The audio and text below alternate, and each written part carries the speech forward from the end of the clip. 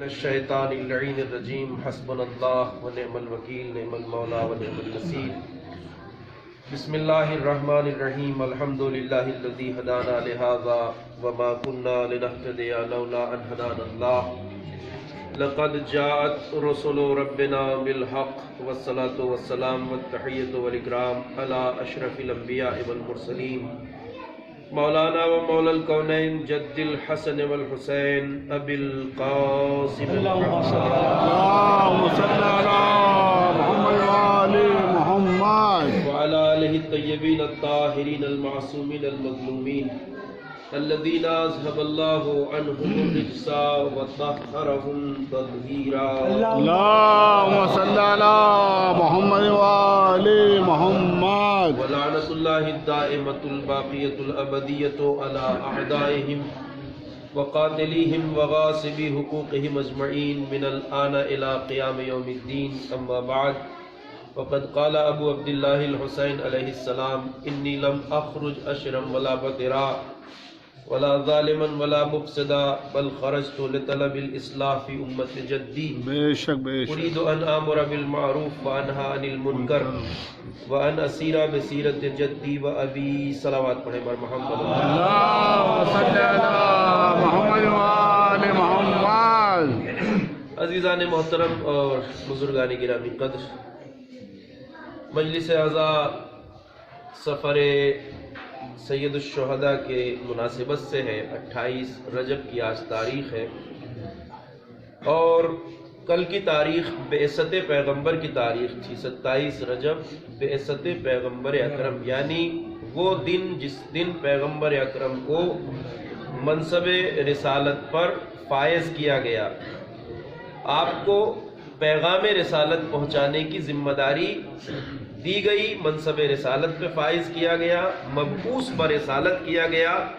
یہ تاریخ بعثت ہے، اسے عید بعثت بھی کہا جاتا ہے یا عید مبعث بھی کہا جاتا ہے، اس لیے کہ یقینی طور پر وہ دن عید کا دن ہے، خوشی کا دن ہے، جب عالم انسانیت کو سرکار دو عالم جیسی ہدایت کرنے والی عظیم شخصیت ملی اور دنیا تک اسلام جیسا عظیم دین پہنچا جو انسانیت کی نجات کا ضامن ہے۔ اور یقینی طور پر پیغمبر اکرم نے دعوت تبلیغ کا آغاز کیا اور امت کو اسلامی اصولوں سے آگاہ کیا، آشنا کیا، وہ بہترین قوانین بشریت کے سامنے پیش کیے جن قوانین پر عمل کر کے ایک امت نے اتنی عظیم ترقیاں حاصل کی، اتنے عظیم کمالات حاصل کیے جس کی مثال کائنات میں کہیں نہیں ملتی ہے۔ بے شک اسلامی قوانین نے دنیا کا نقشہ تبدیل کر دیا، انسانی ضمیروں میں بدلاؤ آیا، کرداروں میں بدلاؤ آیا۔ عرب کا وہ ماحول جو پستی اور ذلت کا شکار تھا اسے اتنی بلندیوں تک پیغمبر لے گئے کہ جن کی برابری کوئی کر نہیں سکتا تھا۔ بے شک دنیا جانتی ہے کہ عرب کا سماج جو جہالت پہ فخر کرتا تھا، نادانیوں پہ فخر کرتا تھا، جہاں ظلم اور عصبیت پہ فخر کیا جاتا تھا، جہاں پیدا ہونے والی بچیوں کو زندہ درگور کیا جاتا تھا، پیغمبر نے تمام جاہلیت کی رسومات کو ختم کر کے الہی اور اسلامی اصول کو نافذ کیا، پستی سے اٹھا کے انسانوں کو کمال اور بلندی کا راستہ دکھایا۔ اور سرکار رسالت مآب کی زندگی میں ایسے کامیاب افراد سماج میں پیدا ہوئے جن کے کردار آج تک مشعل فروزہ کی طرح دمک رہے ہیں انسانی تاریخ میں۔ ہم اگر سرکار رسالت مآب کے پاکیزہ ترین اہل بیت اطہار علیہ السلام کے علاوہ بھی وہ نام لیں جن کی پیغمبر نے تربیت کی ہے تو وہ بھی بے مثال ہیں۔ پیغمبر اکرم نے زمانے کے سامنے سلمان فارسی جیسا صحابی پیش کیا، ابو ذر غفاری جیسے کردار رکھے، عمار یاسر جیسے کردار رکھے، ترماہ اسدی جیسے کردار رکھے۔ ایسے پاکیزہ ترین اصحاب پیغمبر کے موجود ہیں جو مشعل ہدایت ہیں۔ دنیا یہ کہتی ہے، زمانہ یہ کہتا ہے، اور ہو سکتا ہے وہ اپنے خیال میں کہیں درست ہو کہ ہم عظمت پیغمبر کے سامنے ہم پیغمبر جیسے نہیں ہو سکتے یا پیغمبر کے اہل بیت جیسے نہیں ہو سکتے، بے شک ہم یقینی طور پر نہیں ہو سکتے. اور یہ بات اس لیے نہیں کہی جاتی کہ ہم ان کی سیرت پر عمل نہ کریں، نہیں، ہم ان کے جیسے نہیں ہو سکتے مگر ان کے راستے پر عمل کر سکتے ہیں، ان کے راستے پہ عمل کر سکتے ہیں، ان کے طریقے کو اختیار کر سکتے ہیں، ان کے کردار کی پیروی کر سکتے ہیں، ان کے بتائے ہوئے اصولوں پہ چل سکتے ہیں. اور پھر اگر ہم ان اصولوں پہ چلیں گے، اس کردار پہ عمل کریں گے، اس سیرت پہ عمل کریں گے، تو گنجائش اتنی زیادہ ہے کہ تم اپنے کردار کو اتنی بلندی پہ لے جاؤ کہ جہاں سرکار رسالت مآب یہ کہتے ہوئے نظر آئے السلمان منا اہل البیت، سلمان ہم اہل بیت میں سے ہیں. ایک سلام پڑھیے محمد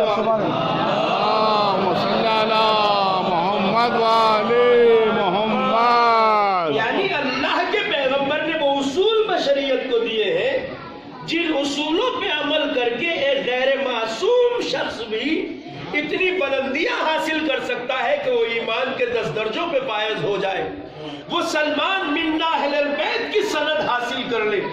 لہذا پیغمبر نے جو اصول پیش کیے، مگر عزیزوں چونکہ یہ میں اس مناسبت کی طرف آنا چاہتا ہوں جس کے حوالے سے آج کی یہ مجلس ہے، پیغمبر اکرم نے ان بہترین اصولوں کو پہنچانے کے لیے، اس بہترین قانون کو نافذ کرنے کے لیے جو قربانیاں دی ہیں، ان قربانیوں کی بھی کوئی مثال نہیں ملتی. بے شک بے شک. سرکار رسالت مآب نے اس راہ میں پتھر کھائے، تانے برداشت کیے، ظلم کا مقابلہ کیا، اپنا محبوب شہر مکہ چھوڑ کے مدینے کا سفر اختیار کیا، اور پیغمبر اکرم نے میدان جنگ میں جان کی بازی لگا دی.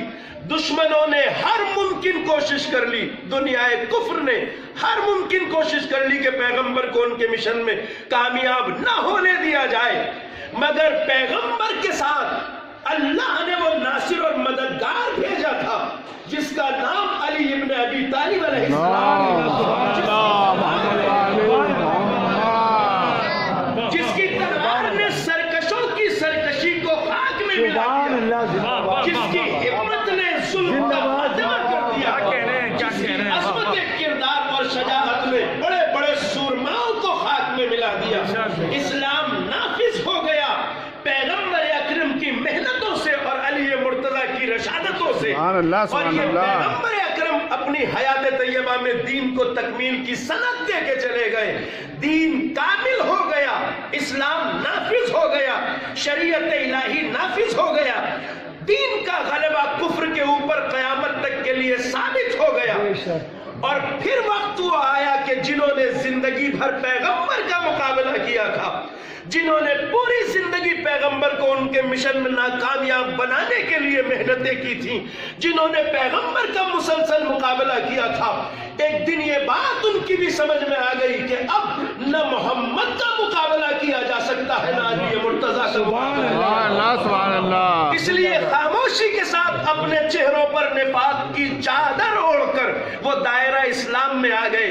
پیغمبر کی حیات طیبہ کے آخری دور میں جنہوں نے اسلام کے دامن میں پناہ لی، وہ پہلے سے آئے ہوئے منافقوں کے ساتھ شامل ہو گئے. توجہ فرمائیے گا، میں الفاظ جن کا استعمال کر رہا ہوں پوری ذمہ داری سے. اسلام میں پہلے سے موجود منافقوں کے ساتھ ان آنے والے منافقوں کا جنہوں نے پیغمبر کا اپنی آخری حد تک مقابلہ کیا تھا گٹھ جوڑ ہو گیا، اور پیغمبر اکرم تو اس دنیا سے رخصت ہو گئے، اور حیات پیغمبر میں ان کی کوئی جرت نہ تھی پیغمبر کا مقابلہ کرنے کی. مگر پیغمبر اکرم سے جتنی عداوت تھی، جتنی بغض تھا پیغمبر سے، اس سارے بغض و عداوت کو اولاد پیغمبر سے نکالا گیا. بے شک بے شک. امیر المؤمنین جیسی زندگی، وہ جو باب مدینۃ العلم تھا، وہ جس کے فضائل کا کوئی شمار نہیں ہے، جسے پیغمبر اکرم نے ہر مقام پہ امت کی سرپرستی کے لیے معین کیا تھا، جسے اپنا خلیفہ، اپنا جانشین، اپنا بھائی، اپنا وصی، اپنا وزیر بتایا تھا، جس کے لیے پیغمبر نے کہا تھا کہ تم علی کے ساتھ رہنا، علی کے ساتھ بغض نہ کرنا، علی کے ساتھ مقابلہ نہ کرنا۔ جس نے علی کو برا کہا اس نے مجھے برا کہا، جس نے علی کا مقابلہ کیا اس نے میرا مقابلہ کیا، جس نے علی کو اذیت پہنچائی اس نے مجھے اذیت پہنچائی، جس نے علی کو دشنام دی اس نے مجھے دشنام دیا۔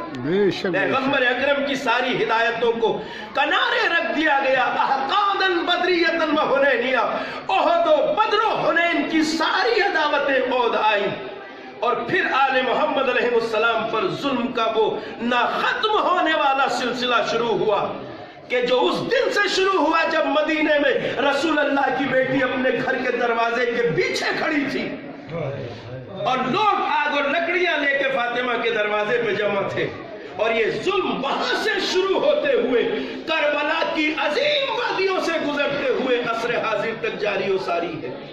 آج بھی اگر آل محمد کے چاہنے والے مشق ستم بنائے جاتے ہیں، ان کے گلے کاٹے جاتے ہیں، انہیں ذبح کیا جاتا ہے، ان کے گھر لوٹے جاتے ہیں، تو یہ وہی عداوت ہے جو بدر و حنین سے شروع ہوتی ہے، جس کا سلسلہ آج بھی جاری ہے۔ خط ثقیفہ نے یہ سوچ لیا تھا کہ اس نے ولایت علی ابن ابی طالب سے امت کو گمراہ کر کے کامیابی حاصل کر لی ہے، اور یہ غرور 50 سال تک جاری رہا۔ آپ جانتے ہیں غدیر وہ موقع تھا کہ جہاں پیغمبر نے 1.25 لاکھ حاجیوں کے درمیان اسلامی تاریخ میں سب سے بڑے مجمع کے سامنے پیغمبر نے جو پیغام پہنچایا وہ علی کی ولایت کا پیغام تھا۔ سبحان اللہ سبحان اللہ۔ اتنا بڑا مجمع پیغمبر کو کسی موقع پر حاصل نہیں تھا، اور نہ پیغمبر نے اتنا اہتمام کیا، نہ نماز کے اعلان کے لیے اتنا مجمع جمع کیا گیا، نہ روزے کے اعلان کے لیے اتنا مجمع جمع کیا گیا، نہ حج کے اعلان کے لیے اتنا جمع کیا مجمع پیغمبر نے اپنی پوری زندگی میں۔ امت کا سب سے بڑا اجتماع میدان غدیر میں ہوا، جہاں 1.25 لاکھ حاجیوں کے بیچ پیغمبر نے کہا من کنت مولا ہو فہذا علی، واہ واہ واہ اللہم صلی علی محمد وآل محمد۔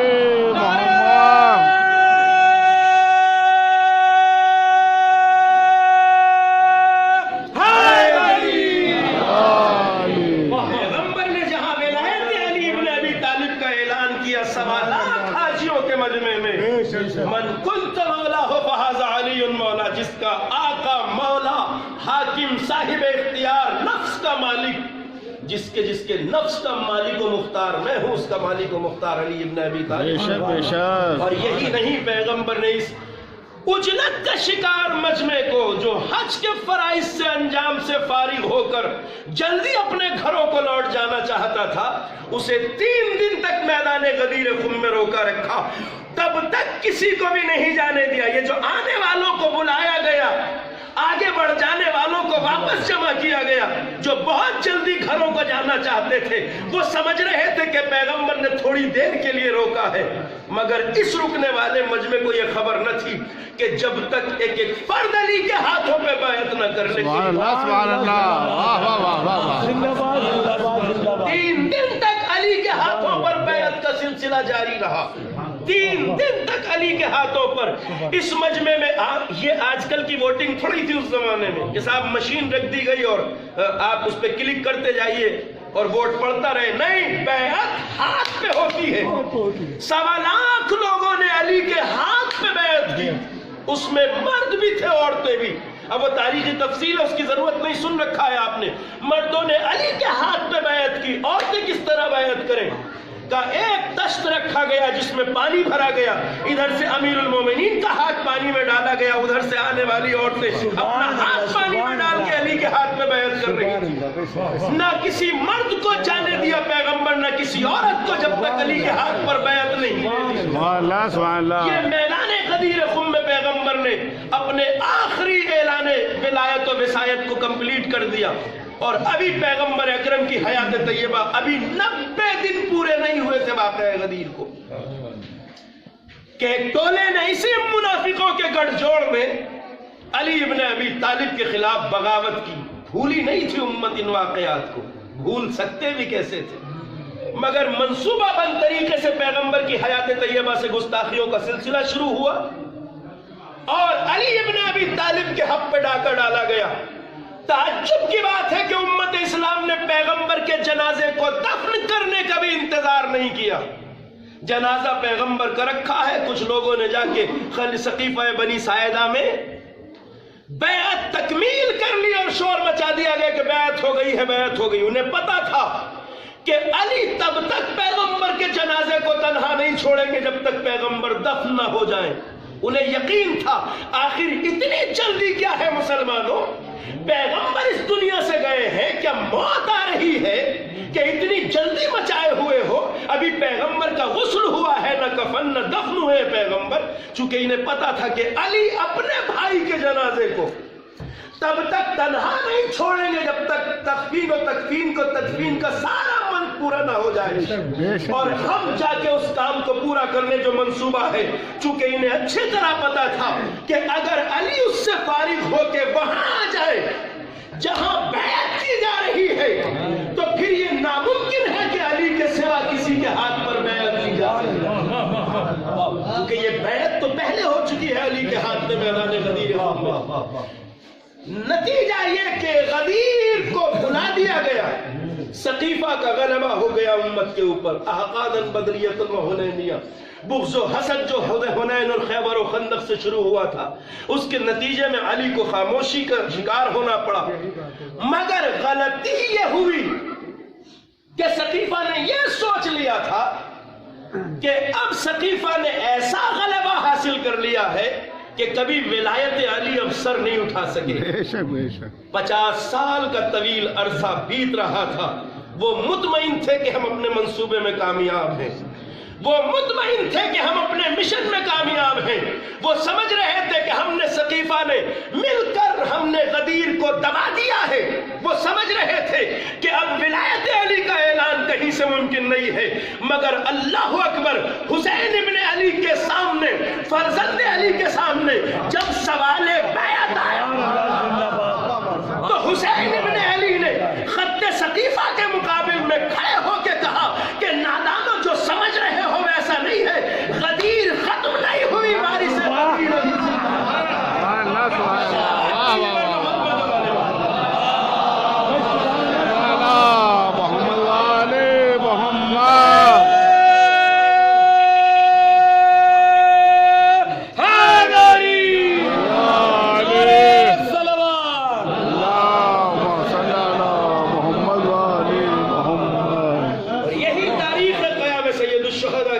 سبحان اللہ۔ 50 سال خط نفاق کی محنتیں، سن 60 ہجری تک 50 سال خط نفاق کی محنتیں، جو دن رات انہوں نے عشق علی کو دبانے کے لیے، ولایت علی کو دبانے کے لیے، غدیر کو بھلانے کے لیے دن رات محنتیں کی تھیں۔ وہ سمجھ رہے تھے کہ غدیر ختم ہو گئی، مگر 50 سال کی ان کی محنتیں اور حسین کا ایک روز عاشورہ، بے شک بے شک، حسین ابن علی کے قیام نے ظلم کو رسوا کر دیا۔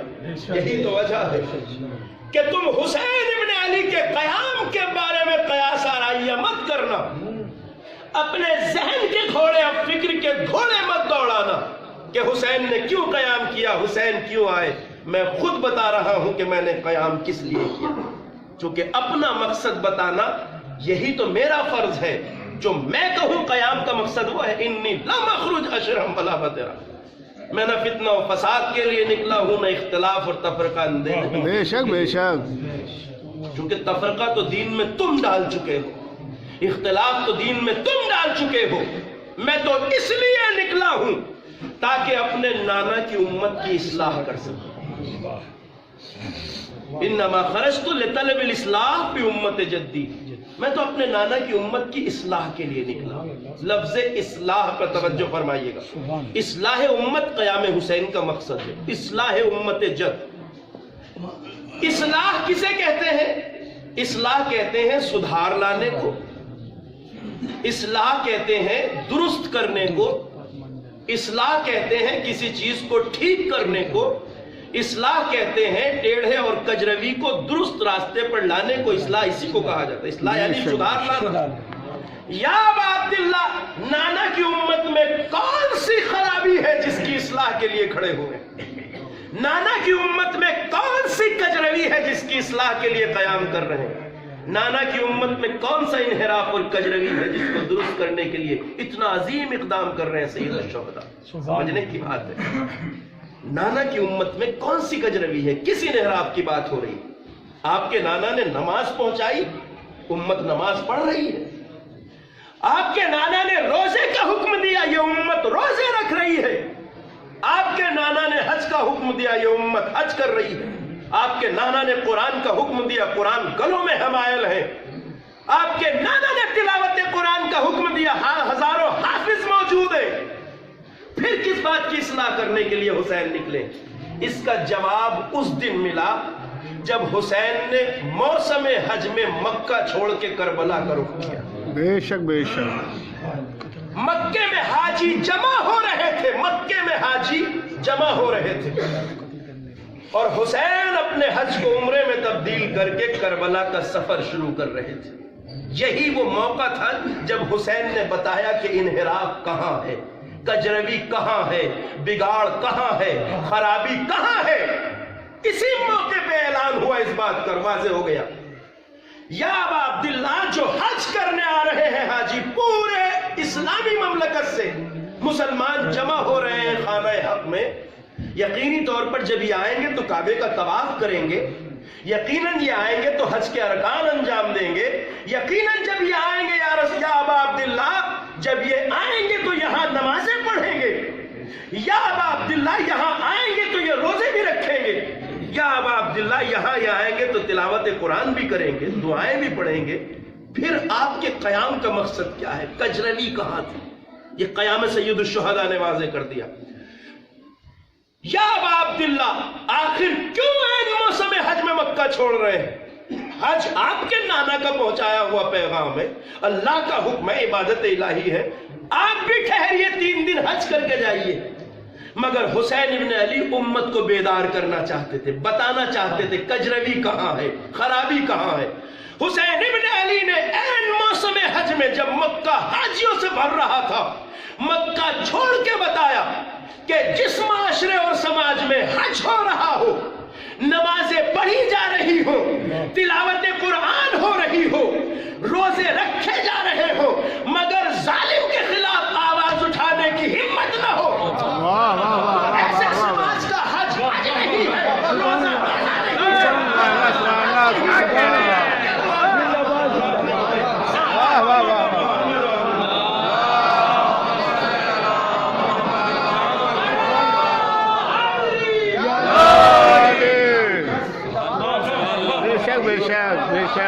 کر رہے ہیں، بتا رہے ہیں سبحان اللہ سبحان اللہ کہ اصل دین یہ ہے کہ تم ظالموں کے خلاف آواز اٹھاؤ، ناانصافی کے خلاف آواز اٹھاؤ، عدالت قائم کرو، ظلم کا مقابلہ کرو.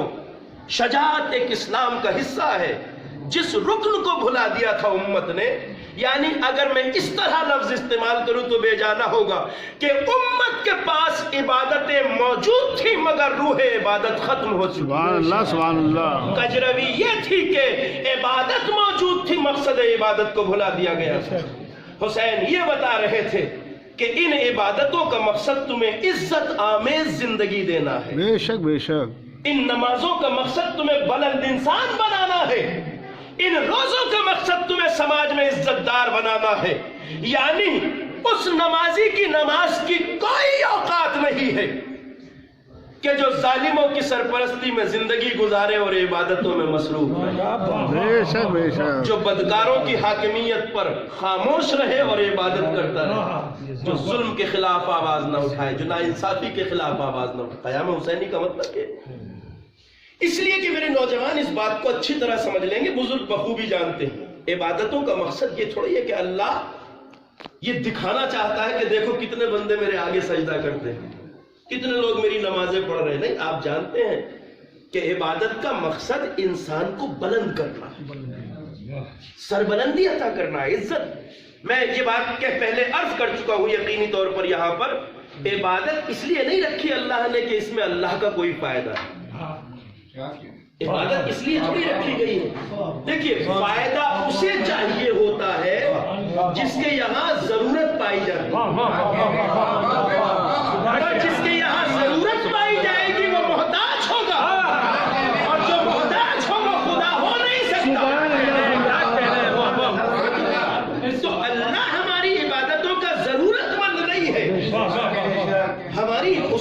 سجدوں کی ضرورت تھوڑی ہے، وہ فخر تھوڑی کرے گا کہیں پہ کہ دیکھو کتنے لوگ میری عبادت کر رہے ہیں۔ روئے زمین پہ رہنے والا ایک بھی آدمی اللہ کی عبادت نہ کرے تو اس کی عظمت میں کوئی کمی نہیں، اس کی قدرت میں، اس کی شان میں، اس کے جاہ و جبروت میں، اس کی عظمت میں، اس کے اختیار میں، اس کی اگر روئے زمین پہ رہنے والے سارے انسان اللہ کے مخالف ہو جائے تو اس کا کچھ بگڑ تھوڑا ہی جائے گا۔ وہ قدرت کاملہ کا مالک ہے، وہ اختیار کل کا مالک ہے، وہ رب کائنات۔ تو ہماری اطاعت اللہ کا کوئی فائدہ نہیں کرتی، ہماری مخالفت اس کا کچھ بگاڑتی نہیں۔ اب روئے زمین پہ جتنے انسان ہیں وہ سب اللہ اللہ کرنے لگے تو اللہ پہلے سے زیادہ طاقتور ہو جائے گا؟ تو نہیں، وہ پہلے سے طاقتور ہے، وہ صاحب قدرت ہے۔ تو عبادت کا اصل مقصد کیا ہے؟ میں نے نوجوانوں کو اس لیے اس بارے میں متوجہ کیا کہ سمجھ لیجئے۔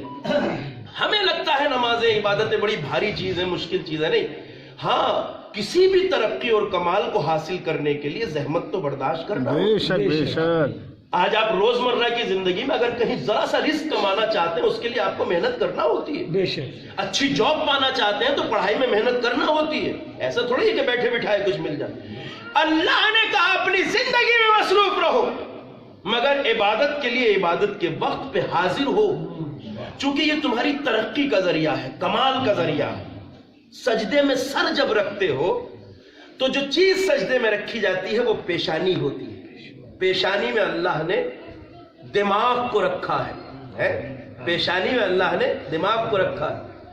دماغ سے تعلق ہے عقل کا، یہ عقل کو سجدے میں اللہ نے اتنا قریب کیوں کر دیا پیشانی جھکانے سے؟ اس لیے کہ جب ماتھا زمین پہ رکھ رہے ہو سجدے میں تو جو اس میں دماغ ہے، عقل اور شعور، اس میں یہ بات راسخ کر دو کہ کائنات میں بس ایک ذات ہے جس کے آگے تمہارا سر جھکنا چاہیے، وہ ہے اللہ رب العزت کی ذات۔ اب سنو، جب اللہ کی بارگاہ سے سر اٹھاؤ تو اتنے بلند ہو جاؤ، اتنے سر بلند ہو جاؤ کہ تمہارا سر پھر کسی کے آگے جھکتا نظر نہ آئے۔ یہ سر لوگ کے نیزہ پہ جائے تو جائے مگر ظلم کے آگے سبحان اللہ۔ صلوات پڑھیے محمد علیہ محمد والے محمد یا علی۔ عبادت کا مقصد ہے، ہدف ہے۔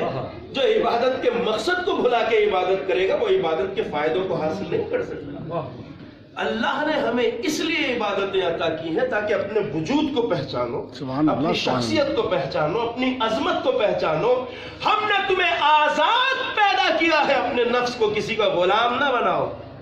ظلم کی سرپرستی میں جینا عزت کا راستہ نہیں ہے۔ یہی تو وجہ ہے حسین ابن علی نے لاکھوں کے لشکر کے بیچ میں بھی یہی اعلان کیا تھا، الموت اولا من رکوب العار۔ بندہ حقیقی، سچا عبادت گزار، سچا بندہ پروردگار وہ ہوتا ہے جس کی زبان پہ یہ کلمات ہو، الموت اولا من رکوب العار۔ عزت کی موت ذلت کی زندگی سے بہتر ہے، بے شک بے شک۔ عزت کی موت ذلت کی زندگی سے بہتر ہے۔ حسین ابن علی علیہ السلام نے، میں ایک بات آپ کو ذرا توجہ دلاؤں اس بات کی طرف کہ حسین ابن علی علیہ السلام نے واقعہ کربلا کو صرف سن 61 ہجری کے لیے نہیں پیش کیا، بلکہ کربلا کو صدیوں کی رگوں میں جاری کر دیا ہے۔ بے شک بے شک، سبحان اللہ۔ کربلا شروع سن 61 ہجری میں ہوئی تھی مگر جاری قیامت تک ہے۔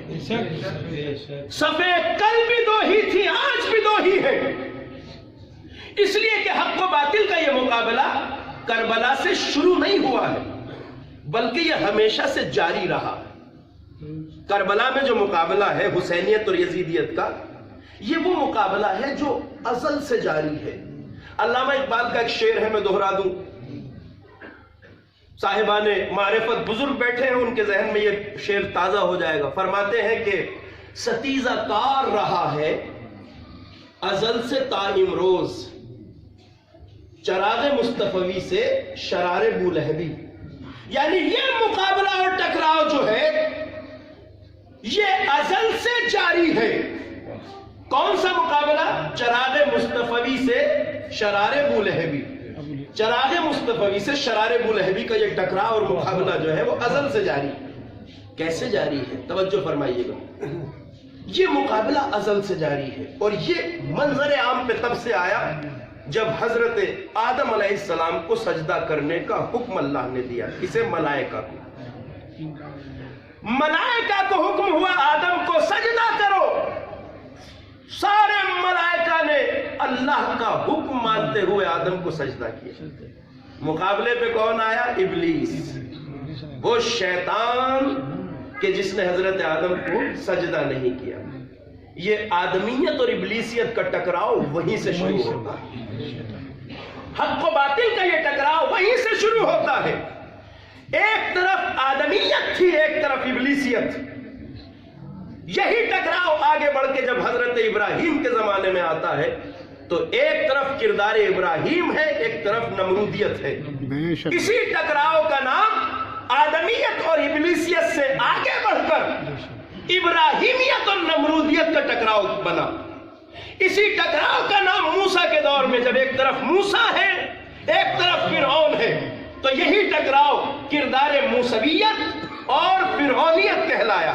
ٹکراؤ بڑھتا ہے، آدمیت اور ابلیسیت کا ٹکراؤ، ابراہیمیت اور نمرودیت کا ٹکراؤ، موسیٰ کے دور میں موسویت اور فرعونیت کا ٹکراؤ، پیغمبر کے زمانے میں آ کے یہی ٹکراؤ چراغ مصطفی اور شرار ابولہبی کا ٹکراؤ کہلایا۔ اور کربلا تک آتے آتے اسی ٹکراؤ کا نام حسینیت اور یزیدیت کا ٹکراؤ۔ توجہ فرمائیے گا، یہی کردار تھے کربلا میں، ٹکراؤ وہاں سے چلا آ رہا ہے۔ کربلا میں آ کے اس کو نام ملا حسینیت اور یزیدیت کا ٹکراؤ۔ اب بس کمال یہ ہے کہ کربلا سے پہلے اس ٹکراؤ میں جیسے جیسے کردار آتے گئے ٹکراؤ میں نام تبدیل ہوتے رہے، مگر کربلا کا کمال یہ ہے کہ اب کربلا کے بعد اس نام میں بدلاؤ نہیں آئے گا، اب اس ٹکراؤ کے دو ہی نام ہوں گے۔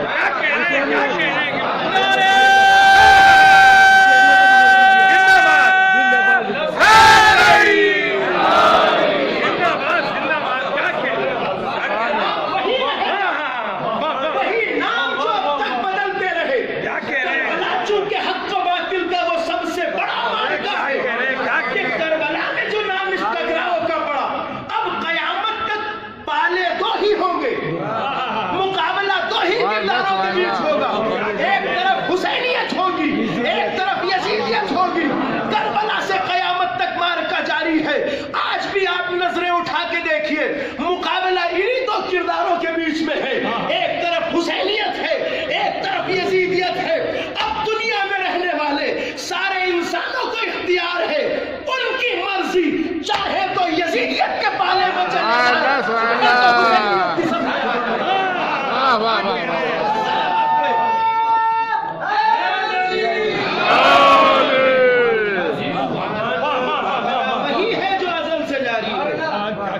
مگر کربلا کے بعد اب اس مقابلے کا نام حسینیت اور یزیدیت کا مقابلہ رہے گا۔ اب نام میں تبدیلی نہیں آئے گی، صفیں دو ہی ہوں گی۔ کربلا سے لے کر قیامت تک مقابلہ دو ہی کرداروں کے بیچ ہوگا، ایک طرف حسینیت ہوگی، ایک طرف یزیدیت ہوگی۔ آج جو بھی ہم دنیا میں ہوتا دیکھ رہے ہیں وہ انہی دو کرداروں کا ٹکراؤ ہے۔ بے شک بے شک، دنیا یزیدیت ایک طرف ہے اور حسینیت ایک طرف۔ آج بھی میں نے کہا کہ کربلا شروع سے 61 ہجری میں ہوئی تھی مگر جاری قیامت تک ہے، اور قیامت تک اس کے جاری ہونے کی دلیل وہ کلمات ہیں جو الظاہر معصومین کی زبان سے نکلے ہیں۔ کل ارض کربلا کل یوم عاشورا، ہر روز روز کربلا ہے، ہر زمین زمین کربلا ہے۔ کیا ہے اس کا مطلب؟ اس کا مطلب یہ ہے کہ اگر شب جمعہ ہم زیارت میں کھڑے ہو کے کہتے ہیں السلام علیکہ یا ابا عبداللہ، اور شہدائے کربلا سے خطاب کر کے کہتے ہیں زیارت عاشورا میں، زیارت وارثہ میں، سید الشہداء کی زیارت میں ہم اکثر یہ جملے دہراتے ہیں، ہر زیارت کا حصہ ہے۔ فَيَا لَيْتَنِي كُنْتُ مَعَكُمْ فَأَفُوزَ مَعَكُمْ، کربلا والوں اگر میں روز عاشورا تمہارے ساتھ ہوتا تو اسی طرح کامیابی کی منزل پہ فائز ہوتا جس طرح آپ ہوئے۔ उसी तरह साबित कदम रहता आपके साथ जिस तरह आप साबित कदम थे। मैं अगर हर्फ इंसाफ आपके सामने पेश करूं, ये हमें किसने कहा है कि तुम ऐसी बात कहो करबला वालों से? ये हमसे मासूमीन ने कहा। ये ज़ियारतें मासूर है, यानी मासूम से सादिर हुई हैं। अगर मासूमीन हमसे न कहते कि ये जुमले कहो शुहदाए करबला से खिताब करके, तो हमारी ये औकात नहीं है कि हम करबला वालों से ये कहें कि अगर हम तुम्हारे साथ होते तो साबित कदम रहते। ये हमारी औकात नहीं है, इसलिए कि वो कहां हम कहां। करबला वालों के साथ साबित कदम रहना मामूली बात समझता है इंसान।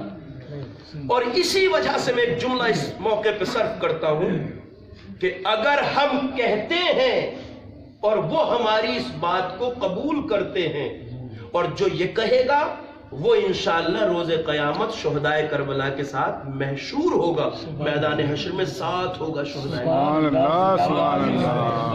हम अभी मंजिल इम्तिहान में नहीं है, हमारी आजमाइश नहीं हो रही, हमें परखा नहीं जा रहा है, बस कहने का सिला भी इतना मिलेगा क्योंकि वो करीम है।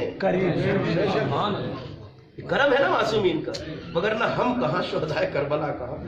साथ महशूर होंगे महशर के मैदान में, जहां करबला वाले होंगे वहीं ये ज़ियारत पढ़ने वाले होंगे। बेशक बेशक। ये शरफ कम है, बहुत बड़ा शरफ। मगर एक बात याद रखिएगा कि अगर हमसे ये कहा गया है, तो मैंने अर्ज किया कि ये हम कहते हैं, वो इसे कबूलियत की सनद देते हैं, तो ये जर्रा नवाजी से भी बड़ा करम। बेशक बेशक बेशक बेशक। जर्रा नवाजी का लफ्ज उर्दू में इस्तेमाल होता है। जर्रा नवाजी का मतलब होता है जर्रे को नवाजना।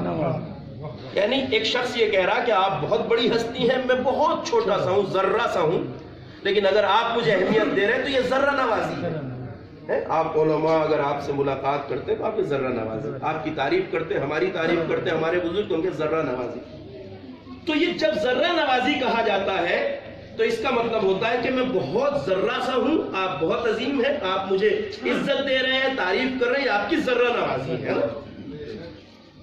तो अब जहां ये लफ्ज इस्तेमाल होता है जर्रा नवाजी, मैंने कहा ये जर्रा नवाजी से भी बड़ा करम है। क्यों? इसलिए कि जब किसी से ये कह रहे हैं हम कि जर्रा नवाजी है आपकी, तो उसके मुकाबले में हम खुद को जर्रा तो मान रहे हैं, जर्रा तो मान रहे हैं, छोटे सही जर्रा है, हम उसके सामने कह रहे हैं जर्रा नवाजी। मगर करबला वाले उस बुलंदी पे फायज हैं जिनके सामने हम खुद को जर्रा भी नहीं कह सकते। सुभान अल्लाह, सुभान अल्लाह। उस बुलंदी पे है वो। इसलिए मैंने कहा वो हमारी इस बात को कबूल कर ले तो ये जर्रा नवाजी से बड़ा करम है। क्योंकि शुहदाए करबला के साथ खड़े होना हर किसी के बस की बात नहीं, हर किसी के बस की बात नहीं। सोचिए ना, कहां लाखों का लश्कर, जहां तलवारें हैं, नेज़े हैं, खंजर हैं, भाले हैं, एक तरफ 3 दिन का प्यासा लश्कर और सिर्फ 72 अफराद, 3 दिन के प्यासों की हालत क्या होगी, और एक तरफ लाखों का लश्कर है जिसके पास सब चीजें मौजूद है, उससे मुकाबले पे खड़े हुए हैं।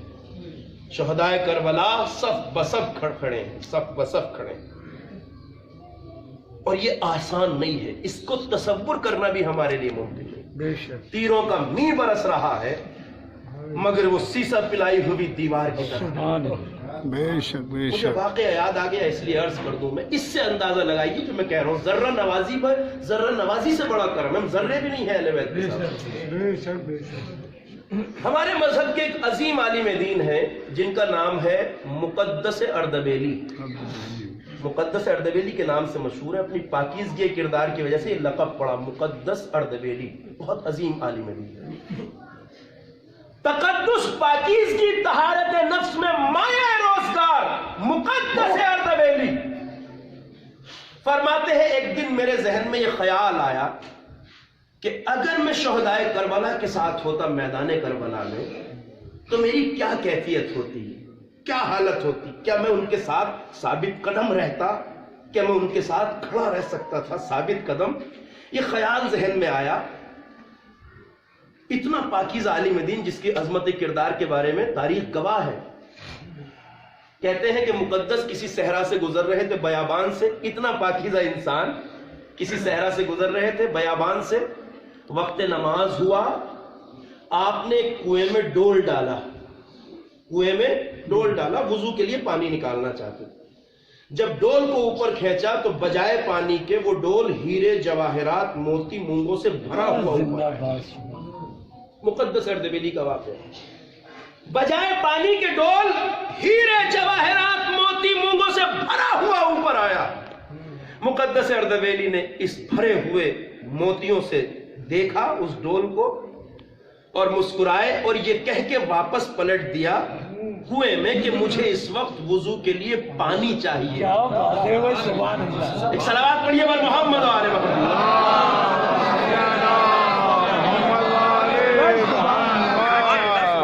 مجھے اس وقت وضو کے لیے پانی چاہیے، یہ ہیرا جواہرات نہیں جو اتنی عظمت کردار پہ فائز ہو، اتنا بلند کردار عالم دین ہو۔ خیال آیا کہ میں یہ دیکھنا چاہتا ہوں اگر میں میدان کربلا میں اصحاب حسینی کے ساتھ ہوتا تو میری کیفیت کیا ہوتی۔ روایتیں کہتی ہیں کہ عالم خواب میں رات کو سوئے، عالم خواب میں صحرائے کربلا کو دیکھا، ایک طرف یزیدی فوجیں ہیں، ایک طرف اصحاب حسین کھڑے ہیں، 72 کی صف، حسین کے اصحاب، تیروں کی بارش۔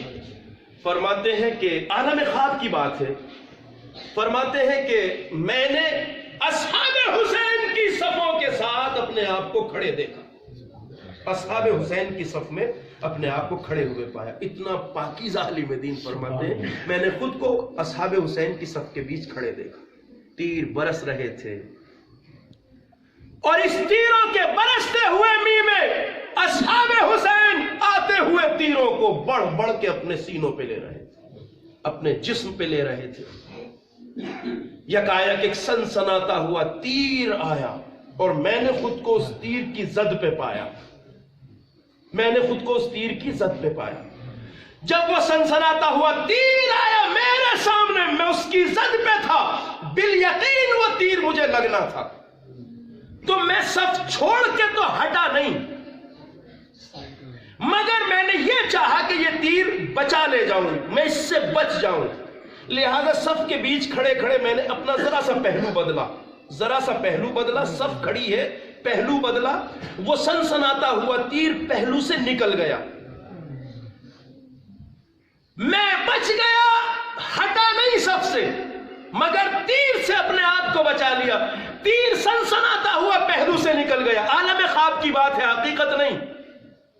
فرماتے ہیں تیر تو نکل گیا، مگر جیسے ہی میں نے پیچھے پلٹ کے دیکھا تو کیا دیکھتا ہوں، وہ تیر مولا کے پہلو میں پیچھے ہے، وہ تیر آقا کے پہلو میں پیوست ہے۔ میں تڑپ کے اٹھا، سر و سینہ پیٹا، ہاتھ سر پہ ڈال کے کہا، اے کربلا کے شہیدوں، آپ پر میرا سلام ہو، ہم جیسے افراد آپ کی برابری کا تصور نہیں کر سکتے۔ ایسے پاکیزہ حسین کے اصحاب تھے میدان کربلا میں، اور یہی تو وجہ ہے کہ حسین ابن علی نے تاریخ کو یہ بتایا۔ میں نے شاید گزشتہ بیان میں یہ بات آپ سے کہی تھی کہ سید الشہداء اگر کربلا کے میدان میں فوجیں لانا چاہتے تو لا سکتے تھے، مگر حسین نے کربلا کی جنگ کو لشکروں کی جنگ نہیں بنایا، بلکہ لشکروں کے مقابلے میں کرداروں کی جنگ بنایا۔ 72 کردار حسین نے رکھے تاریخ کے سامنے، اسی لیے کہ اگر کربلا لشکروں کی جنگ ہوتی تو نتیجہ بھی وہی ہوتا جو لشکروں کی جنگ کا ہوتا ہے، مگر کربلا نتیجے کے اعتبار سے منفرد ہے۔ حسین ابن علی، اب میں ذرا اپنے جوانوں کو یہ بات، چونکہ ذہن میں بات گنجلک نہ ہو جائے اس لیے وضاحت کر دیتا ہوں، اگر حسین لشکر لانا چاہتے تو لا سکتے۔ کبھی بھی آپ میرے بچے اور جوان یہ نہ سوچئے گا کبھی کہ حسین اس لاکھوں کے لشکر کے مقابل میں فوج نہیں لا سکتے تھے، وہ 72 ہی آئے آقا کے ساتھ، 72 آئے نہیں، 72 کو بس حسین لائے۔ توجہ فرمائیے گا، وگرنہ آنے والے بہت تھے، آ سکتے تھے حسین کے ساتھ۔ اگر تاریخ کا گہرائی سے جائزہ لیا جائے تو یہ سچائی ہے کہ بہت سے لوگ حسین کا ساتھ دینے کے لیے آ رہے تھے۔ کیوں؟ اس لیے کہ حسین کھڑے ہوئے تھے یزید کے خلاف، اور عام مسلمان بخوبی یہ جانتا تھا، ابھی اتنا احترام اولاد فاطمہ کا تھا، اولاد رسول اللہ کا سماج میں، کہ امت یہ فیصلہ آسانی سے کر سکتی تھی کہ کہاں ہندے جگر خارا کا نجس خون اور کہاں فاطمہ کا لال حسین، کہاں ابو سفیان کی نجس اولاد، کہاں علی مرتضیٰ کا بیٹا. تو وہ یہ فیصلہ آسانی سے کر سکتے تھے کہ حسین کا ساتھ دینا چاہیے. بہت سے لوگ حسین کا ساتھ دینے کے لیے آئے. مدینے سے حسین چلے، مکہ میں رکے. مکہ میں قیام کے دوران ساری امت جان چکی تھی کہ حسین نے یزید کے خلاف قیام کیا، خروج کیا. اس لیے بہت سے قبیلوں کے لوگ حسین کا ساتھ دینے کے لیے آ رہے تھے. تاریخ میں اس کا ذکر ہے. مگر ان کا خیال حسین کے قیام کے بارے میں یہ تھا کہ حسین نے قیام اس لیے کیا ہے کہ یزید کو مسند حکومت سے اتار دیں گے، خود حکومت ہاتھ میں لیں گے. اور یہ بڑی اچھی بات ہے.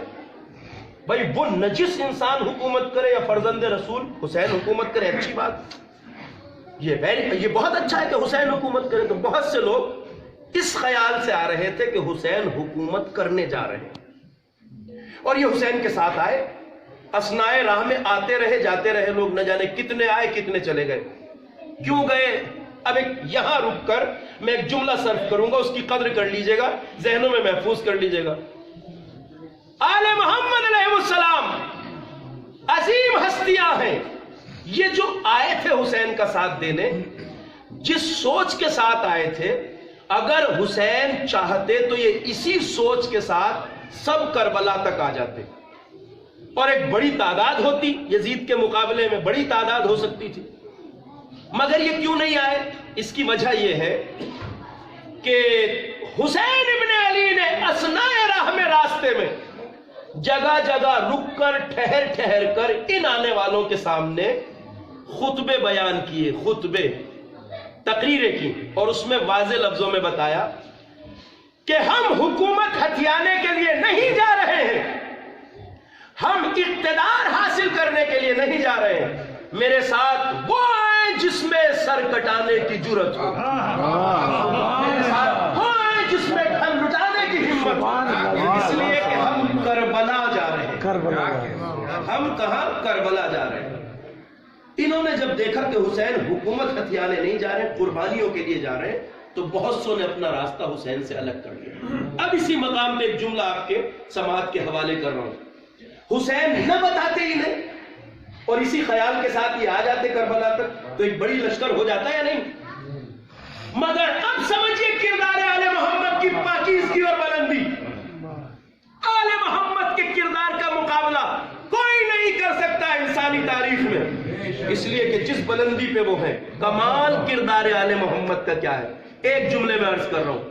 حسین نہ بتاتے تو یہ کربلا تک آ سکتے تھے، مگر بتایا اس لیے کہ آل محمد کا کردار کا کمال یہ ہے کہ وہ کسی کی جہالت اور نادانی سے فائدہ نہیں اٹھاتے. سبحان اللہ، سبحان اللہ. میں نے بات کہہ دی ہے، جملہ آپ کے ذہن میں. نہ بتاتے تو سب آ جاتے، مگر آل محمد کسی کی نادانی سے فائدہ نہیں اٹھاتے. اس لیے تقریر کر کے بتا دیا کہ ہم حکومت ہتھیانے نہیں بلکہ قربانیاں پیش کریں. سبحان اللہ، سبحان اللہ.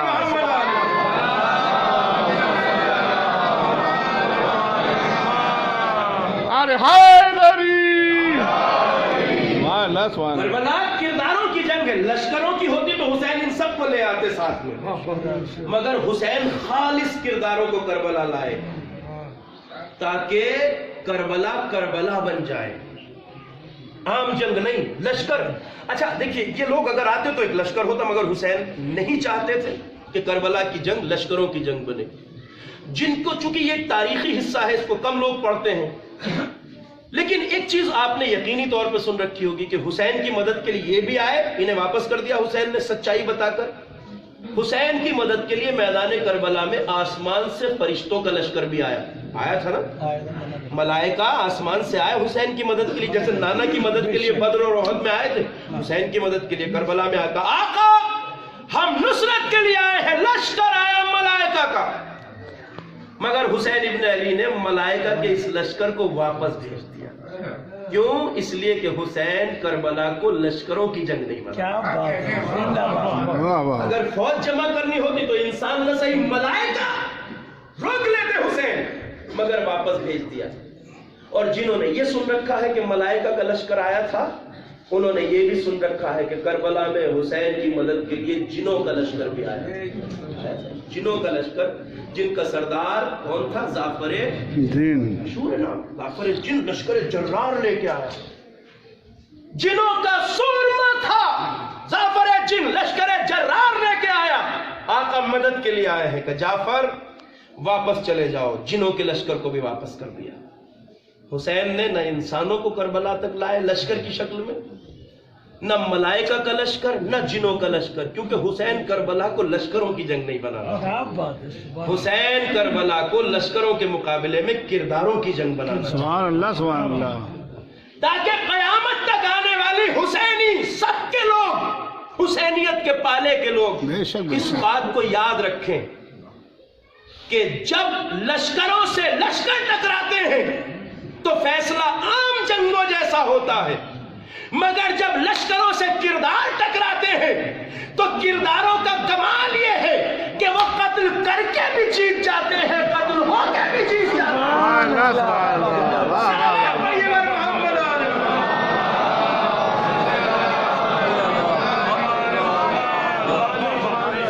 کردار قتل کر دے تب بھی جیتتا ہے، قتل ہو جائے تب بھی جیتتا ہے. کردار کو شکست نہیں ہوتی، کردار ہارتا نہیں ہے. بڑا قابل غور نہیں ہے یہ بات؟ ذرا سا میں آپ کے ذہنوں کو متوجہ کر دوں اس بات کی طرف. قابل غور نہیں ہے بات؟ جس حسین نے عام انسانوں کو کربلا تک آنے نہیں دیا، جس حسین نے جنوں کے لشکر کو واپس کر دیا، جس حسین نے ملائکہ کے لشکر کو واپس کر دیا، وہ حسین صحرائے کربلا میں نرغہ آدھا میں جب گھر جاتا ہے تو قریب کے شہر کوفہ ایک خط لکھتا ہے. کسے؟ اپنے بچپن کے دوست حبیب سبحان اللہ سبحان اللہ. بے شک. سبحان اللہ. جناب ابھی جناب حبیب ابن مظہر بچپن کا دوست ہے. اللہ اکبر. تاریخ نے جو کیفیت لکھی آپ کے ذہن متوجہ ہو گئے. ان زندہ اور بیدار سماعتوں کا میں شکر گزار ہوں. مضمون بھی بڑا مختصر تھا. حبیب، یہ خط حسین غریب کی طرف سے ہے، رجل فقیہ حبیب ابن مظہر. حبیب، ہم کربلا میں نرغہ آدھا میں گھر گئے ہیں اور جتنی جلدی ہو سکے ہماری مدد کو آؤ. عصر عاشور تک آ گئے ورنہ پھر عصر قیامت ملاقات ہو. ہوئے ہوئے. کون ہے حبیب؟ اتنا بوڑھا جس کی کمر جھکی ہوئی، جس کی بھویں لٹک چکی ہے آنکھوں کے اوپر. اتنے بوڑھے کو بلا رہے ہیں، جنوں کو نہیں روک رہے ہیں، ملائکہ کو نہیں روک رہے ہیں، حبیب کو بلا رہے ہیں. راز ہے اس میں نا. حسین حبیب کو لشکر اور فوج کی تعداد بڑھانے کے لیے نہیں بلا رہے. حسین حبیب کو اس لیے بلا رہے تھے کہ حسین کربلا میں ایک اور کردار کا اضافہ کرنا چاہتے ہیں. ذرا سا اس بات کی طرف دھیان رکھیے. حسین کے لشکر سے اور یزید کے لشکر کا جو تقابل ہے، 2 محرم سے 9 محرم تک کربلا میں یزیدی لشکر جو آیا وہ لاکھوں کی تعداد میں تھا. لاکھوں آئے نا، کبھی شمر کا لشکر، کبھی خولی کا، کبھی ابن سنان کا، کبھی عمر سعد کا. کربلا میں 9 محرم تک یزید کا لشکر لاکھوں کی تعداد میں آیا اور حبیب، ایک حبیب حسین کی طرف آیا نا. کربلا میں ادھر لاکھوں آئے، ادھر ایک بوڑھا صحابی حسین کا آیا، حبیب ابن مظاہر. آنے والی نسلوں کو حسین نے بتا دیا کہ جب حسینیت کے پالے میں کھڑے ہونا تو یہ یاد رکھنا کہ حسینیت کا معیار یہ ہے کہ حسینیت کی طرف ایک کردار آ جائے، یزیدوں کی طرف لاکھوں آ جائے تو حسین ایک کو لاکھوں پہ بھاری. زندہ باد، زندہ باد. سبحان اللہ سبحان اللہ. سلام علیہ محمد و آل محمد.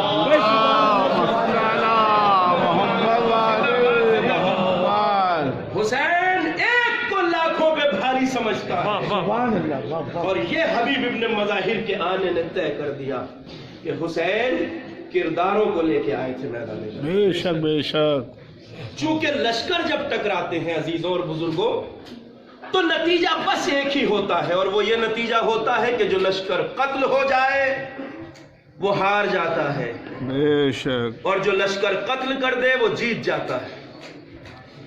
مگر کربلا میں نتیجہ برعکس نکلا نا، یہاں جیتے وہ جن کے گلے کاٹ دیے گئے، ہارے وہ جو میدان سے زندہ واپس گئے۔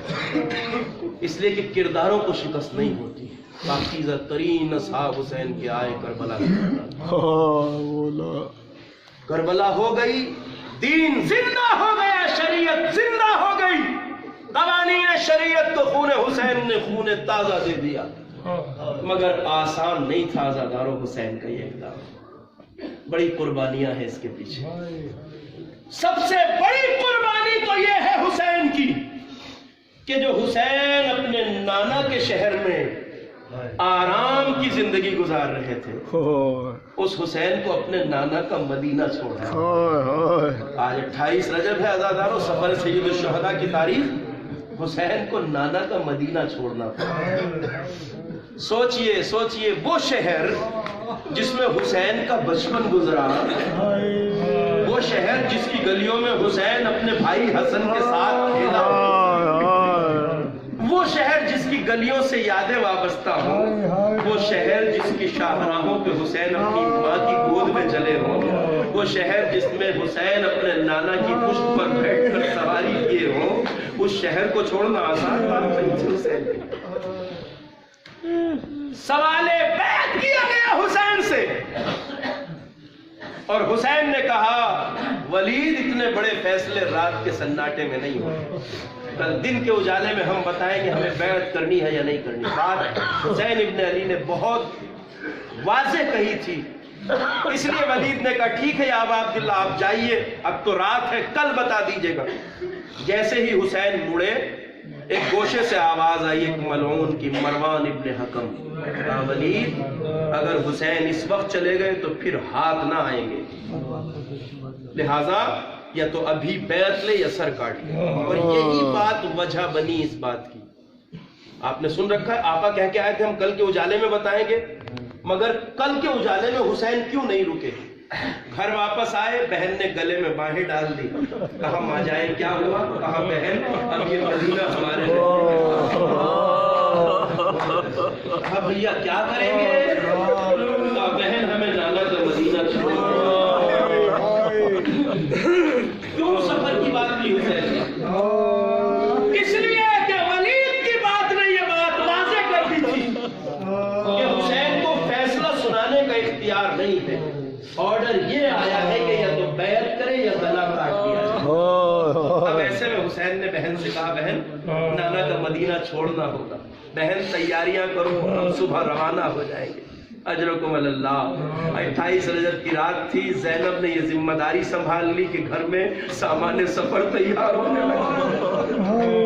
سامان سفر گھر میں تیار کروا رہی ہے زینب، اور اسی رات کے سناٹے میں حسین بیت الشرف سے نکلے، بوجھل قدموں سے قبر رسول پہ اپنے آپ کو نانا کی قبر میں گرا دیا۔ نانا آپ کا لال حسین مدینہ چھوڑ کے جا رہا، نانا آپ کی امت آپ کے لال کو مدینے میں رہنے دیتی، لیکن حسین جا رہا۔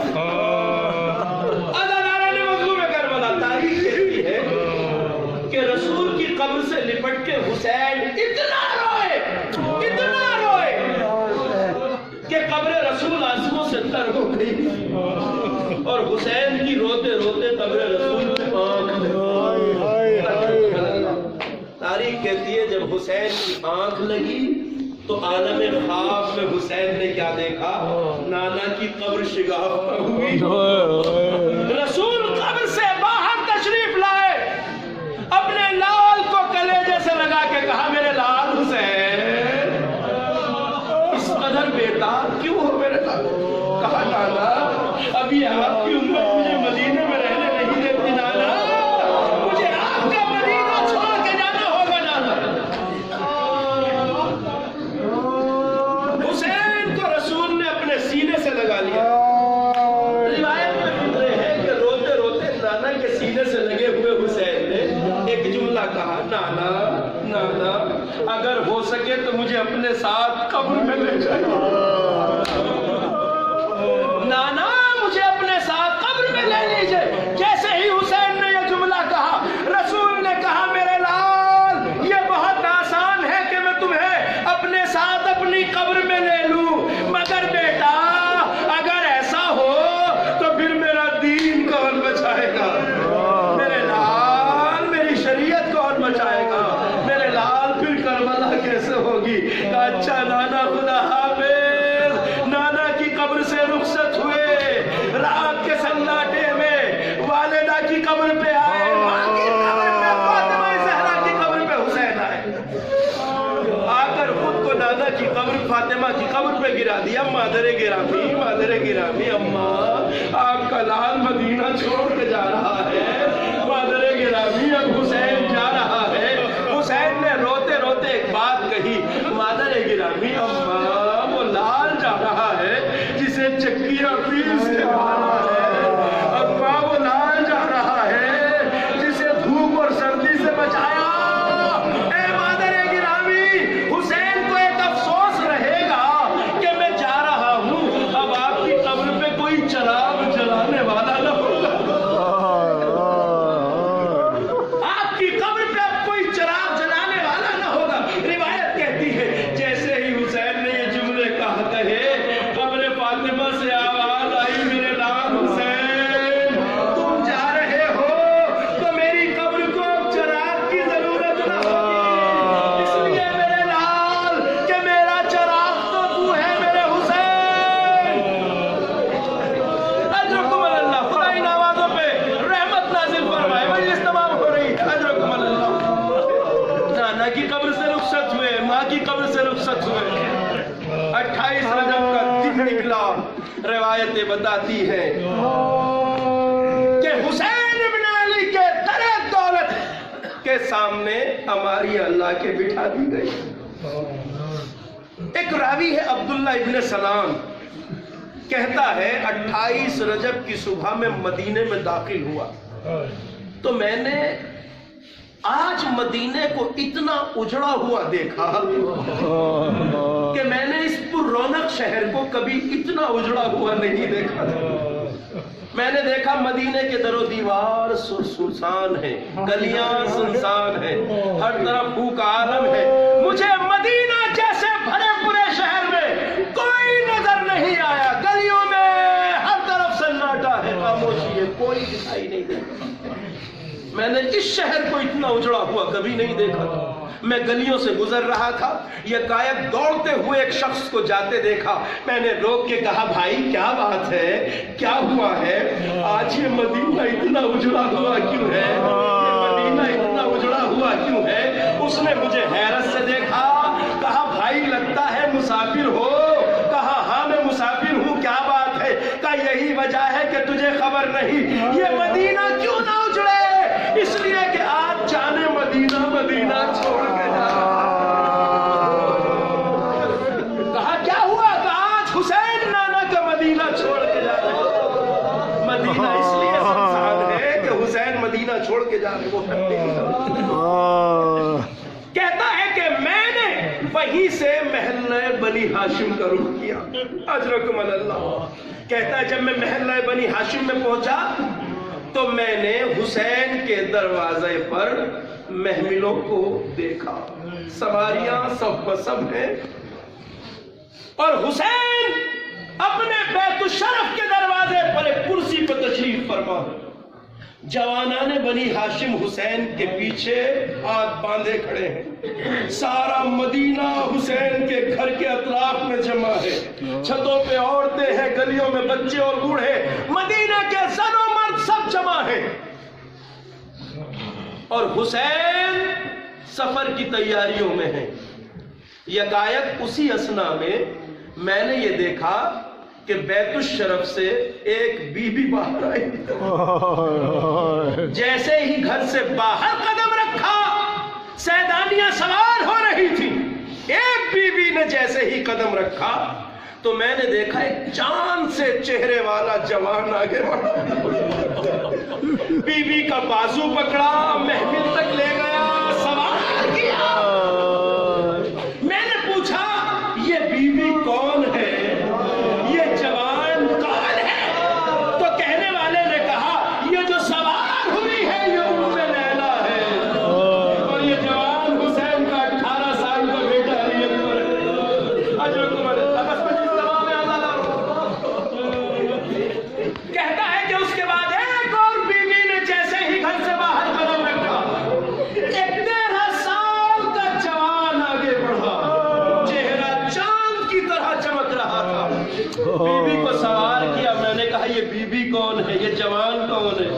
बताने वाले ने कहा ये बीबी बेवए हसन उम्मे परवार है, और ये सवार करने वाला जवान यतीम हसन कासिम है। अजरकुम अल्लाह कहता है एक एक बीबी सवार होती रही, हुसैन कुर्सी पे बैठे रहे, असहाबे हुसैन खड़े हुए थे, हुसैन खानदान बनी हाशिम के जवान सब सब खड़े थे। हर जवान आगे बढ़ के अपनी मुखद्दरा को सवार कर रहा था। ये गायक कहता है एक बीबी ने जैसे ही दरवाजे से बाहर कदम रखे, कई बनी हाशिम के जवान आगे बढ़े। किसी ने बीबी की आवाज को संभाला, किसी ने बाजू को संभाला, सवार कर दिया महफिल में। मैंने पूछा ये बीबी कौन है जिसका इतना एहतराम? कहा गया ये अली की छोटी बेटी उम्मे कुलसूम है, ये अली की छोटी बेटी उम्मे कुलसूम है जिसे सवार किया जा रहा है। रावी कहता है कि एक एक बीबी सवार होती रही, हुसैन कुर्सी पे बैठे रहे। फरमाते हैं कहता है कि अब जैसे ही एक बीबी ने घर से आगे बढ़े, हल्का बना लिया, एक आवाज गूंजी, मदीने वालों अपनी नजरें झुका लो, अली की बेटी ज़ैनब। अब्बास ने बाजू पकड़े, अकबर ने महफिल को संभाला, बीबी को सवार किया। ये मंजर ज़ैनब को उस वक्त याद आया जब अलम बरदारे हुसैनी बारात के किनारे सो गया, अलम गिर गया, अब्बास बारात के किनारे। अब जो बाजू में रस्म बंधी, ज़ैनब ने सैदानियों को सवार कर दिया। अब दाएं देखा, बाएं देखा, मगर कोई ज़ैनब को सवार करने वाला न था। बारात का रुख करके कहा ए मेरे अलम बरदार भैया अब्बास, मदीने से किस एहतराम से लाए थे? अब नगवार होना चाहा, जैसे ही पाँव रखा, बीमार बेहोश होके जमीन में करबला में गिर गया। ज़ैनब ने कहा भैया खुदा हाफिज़। ज़ैनब अब शाम जा रही है।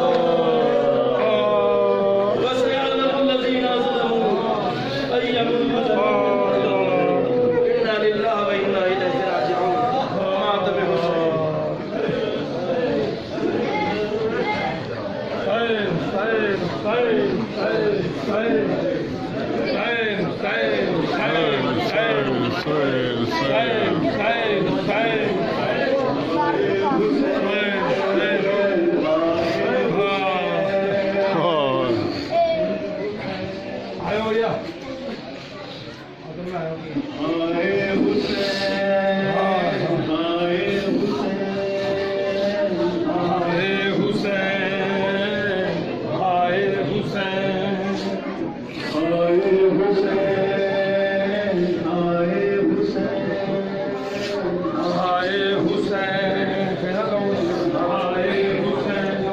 सब मिलके